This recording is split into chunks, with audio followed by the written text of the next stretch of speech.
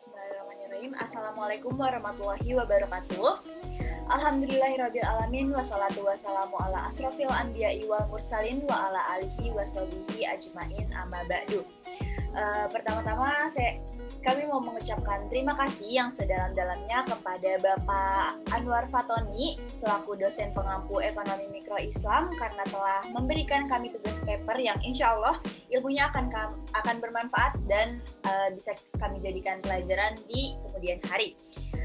Selanjutnya izinkan kami memperkenalkan diri. Perkenalkan, nama saya Sheryl Angelika dengan NIM 026.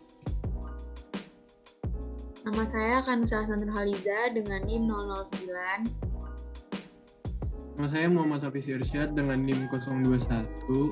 Saya Ahmad Manal Hussein dengan NIM 038. Nama saya Frela Farabi dengan NIM 035.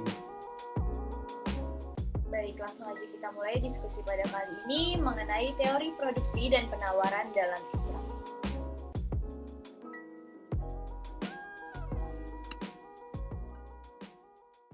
Latar belakang.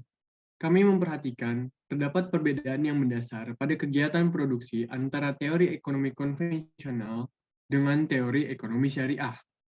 Perbedaan-perbedaan mendasar tersebut meliputi pada produksi barang-barang atau jasa yang boleh diproduksi dan yang tidak boleh diproduksi, serta bagaimana cara melempar atau menawarkan barang-barang atau jasa hasil produksi tersebut ke pasar. Dalam laporan ini, kami mengkaji dan menganalisis faktor produksi, biaya produksi, mengkaji serta menganalisis internalisasi biaya, mengkaji teori penawaran, menganalisis kurva biaya, dan mengkaji serta menganalisis surplus produsen.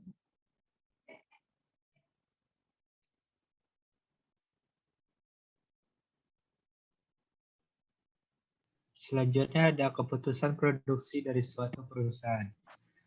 Sebelumnya ada kegiatan produksi. Ada pengertian kegiatan produksi, yaitu merupakan kegiatan yang dilakukan dengan mengkombinasikan input berupa faktor produksi untuk menghasilkan output berupa produk, barang, dan jasa. Setiap perusahaan yang akan melakukan produksi, baik itu barang maupun jasa, akan menentukan beberapa keputusan terkait kegiatan produksi tersebut. Ada beberapa faktor yang mempengaruhi suatu perusahaan untuk melakukan kegiatan produksi ataupun tidak jadi untuk melakukannya.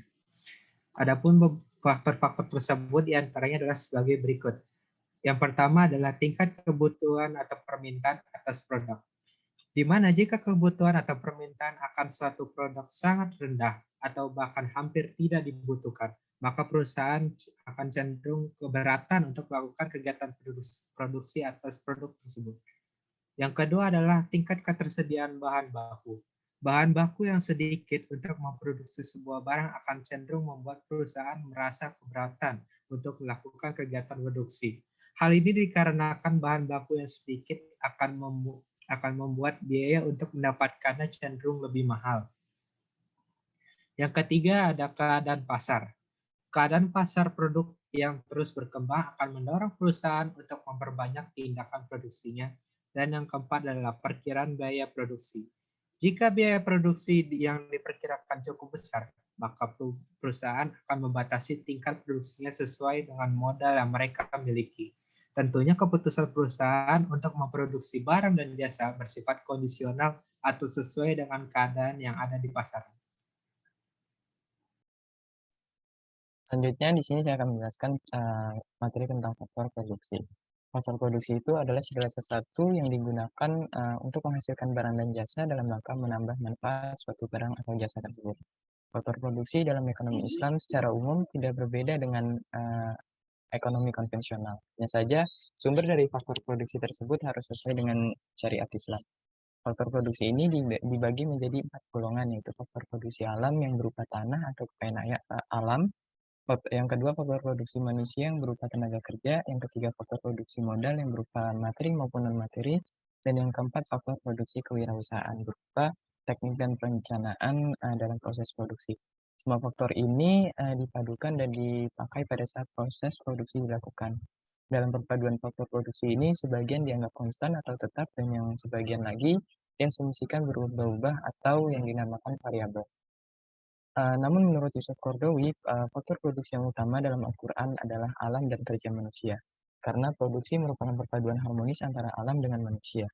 Alam adalah segala kekayaan yang telah diciptakan Allah untuk kepentingan manusia. Allah menaklukkannya untuk merealisasikan cita-cita dan tujuan manusia. Sedangkan kerja adalah segala kemampuan dan kesungguhan yang dikerahkan manusia, baik jasmani maupun akal pikiran, untuk mengolah kekayaan alam ini bagi kepentingannya. Tidak dimasukkannya modal sebagai salah satu faktor produksi dikarenakan modal adalah bentuk alat dan prasarana yang merupakan hasil dari kerja manusia. Modal hanyalah sebagai sesuatu hasil kerja manusia yang disimpan. Atas dasar itu, maka unsur yang paling besar dalam proses produksi menurut Islam adalah tenaga kerja manusia. Dengannya bumi diolah dan dikeluarkan segala kebaikan dan kemanfaatannya sehingga menghasilkan produksi yang baik. Nah, perpaduan antara kombinasi faktor-faktor produksi ini untuk menghasilkan sebuah output yang maksimum dapat disebut dengan fungsi produksi. Fungsi produksi adalah suatu fungsi atau persamaan yang menampilkan saling berhubungnya antara tingkat kombinasi pemakaian input dan output. Atau bisa dikatakan fungsi produksi ini menunjukkan berapa banyak jumlah maksimum output yang dapat dihasilkan apabila sejumlah input tertentu dipergunakan dalam proses produksi.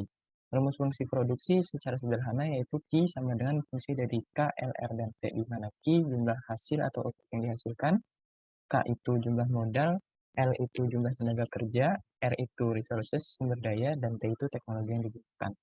Seorang pengusaha dapat mengubah nilai Q atau output dengan jalan mengubah-ubah kuantitas dari salah satu input yang dipergunakan dan mempertahankan input yang lain agar tetap konstan. Jadi misalnya seorang produsen ini ingin menambah jumlah produksi, maka produsen tersebut juga harus menambah jumlah tenaga kerja dan tetap mempertahankan input yang lainnya.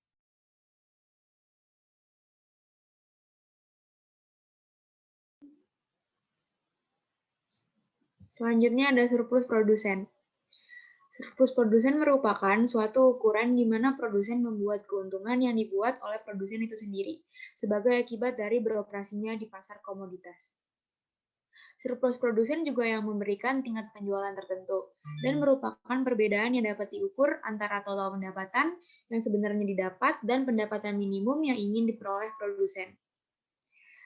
Biaya produksi sangat menentukan dijualnya barang tersebut, di mana semakin naiknya biaya yang dikeluarkan untuk memproduksi barang, membuat semakin rendahnya keinginan mereka untuk menjual barang tersebut dikarenakan semakin rendahnya surplus produsen. Dan sudah jelas sekali bahwa penjual atau produsen itu dengan senang hati menjual barang dagangannya dengan harga yang lebih naik dari biaya produksi barang tersebut.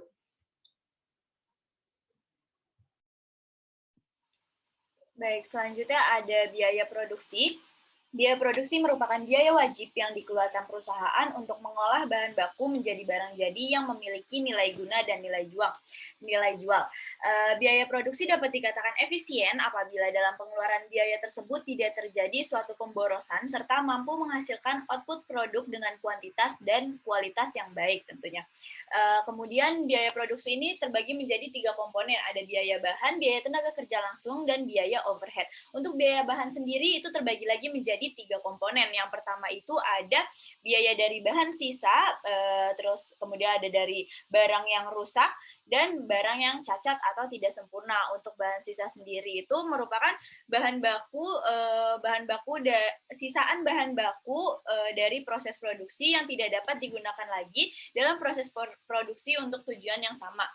Kemudian kalau untuk barang yang rusak atau tak layak pakai ini merupakan barang yang belum mencapai pedoman kualitas yang distandarkan oleh setiap perusahaan. Lalu yang ketiga itu ada barang yang cacat atau yang tidak sempurna, yaitu barang yang belum mencapai pedoman kualitas yang distandarkan oleh setiap perusahaan.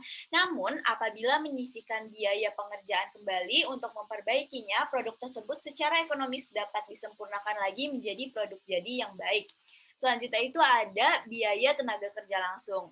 Biaya tenaga kerja langsung adalah karyawan yang dikerahkan untuk mengubah bahan langsung menjadi barang jadi. Biaya ini meliputi gaji para karyawan yang dapat dibebankan kepada produk tertentu. Selanjutnya ada biaya overhead. Ini adalah komponen biaya selain biaya bahan baku dan biaya tenaga kerja langsung yang sulit didefinisikan tetapi menunjang proses produksi suatu perusahaan.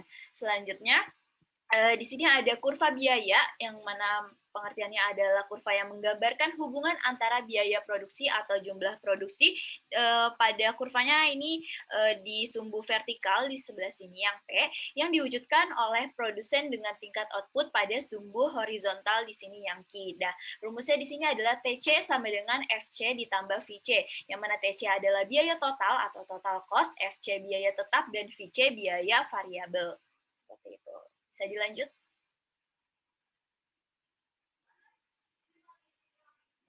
Selanjutnya ada teori penawaran, di mana dalam teori penawaran permintaan akan terjadi jika para penjual dapat menyediakan barang-barang yang diperlukan.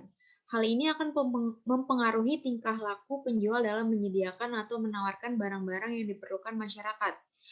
Faktor-faktor yang mempengaruhi produksi dan penawaran antara lain yang pertama ada harga barang itu sendiri, ada harga barang-barang lain yang berkaitan erat dengan barang tersebut, yang ketiga ada biaya produksi, yang keempat ada tujuan operasi perusahaan tersebut, dan yang keempat tingkat teknologi yang digunakan. Dengan asumsi, faktor-faktor tersebut dianggap tetap, dan analisis utamanya adalah bahwa penawaran suatu barang dipengaruhi oleh harga, atau ada hubungan tingkat harga dengan jumlah barang yang ditawarkan penjual. Sebagai contoh, ketika harga es krim naik, penjual es krim akan merasa kondisi ini menguntungkan, sehingga memberikan jumlah penawaran yang banyak. Penjual es krim akan bekerja lebih lama, membuat banyak es krim, dan mempekerjakan banyak karyawan. Sebaliknya, ketika harga es krim turun, pasar es krim menjadi kurang menguntungkan, dan penjual hanya membuat sedikit es krim. Pada harga yang rendah, beberapa penjual bahkan memilih untuk menutup usahanya dan jumlah yang mereka tawarkan menjadi nol, karena jumlah penawaran naik ketika harga tinggi dan turun ketika harga rendah. Dan kita bisa mengatakan bahwa jumlah penawaran berhubungan positif sekali dengan harga.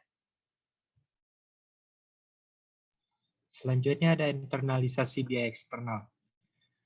External cost harus ditanggung sendiri atau diinternalkan oleh pihak produsen karena eksternalitas yang dihasilkan merupakan konsekuensi dalam melakukan kegiatan produksi, sehingga external cost harus dimasukkan ke dalam komponen biaya. External cost di sini maksudnya adalah biaya yang harus ditanggung karena adanya dampak eksternalitas negatif saat terjadi proses produksi. Jika pihak produsen tidak mau menanggung external cost-nya, maka pihak produsen sudah berlaku aniaya kepada pihak lainnya, khususnya masyarakat.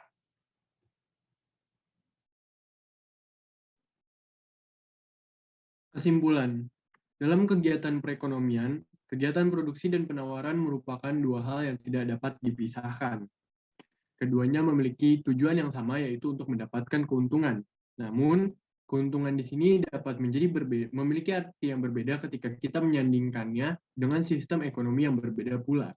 Dalam kegiatan ekonomi konvensional, keuntungan di sini diartikan sebagai keuntungan duniawi dan bersifat individualis. Sementara dalam sistem ekonomi syariah, keuntungan di sini diartikan sebagai keuntungan dunia dan akhirat, serta bersifat memiliki kemaslahatan untuk umat secara keseluruhan. Saran bagi produsen untuk lebih memperhatikan lagi kegiatan produksi agar barang dan jasa yang dihasilkan mampu diminati oleh pasar. Diperlukan efektivitas dan efisiensi dalam melakukan produksi agar biaya produksi tidak terlalu besar sehingga penawaran yang dilakukan atas barang dan jasa mampu menarik perhatian konsumen. Selain itu, dari segi penawaran, kita harus juga memperhatikan permintaan di pasar sehingga keadaan pasar tetap stabil.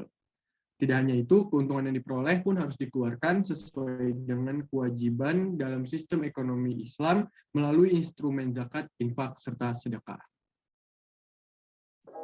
Ya, baik. Sekian presentasi dari kelompok kami. Kurang lebihnya mohon maaf. Mohon maaf apabila masih ada banyak kesalahan dan kekurangan dari materi yang telah kami sampaikan, karena di sini kami masih sama-sama belajar. Wabillahi taufiq wal hidayah. Wassalamualaikum warahmatullahi wabarakatuh.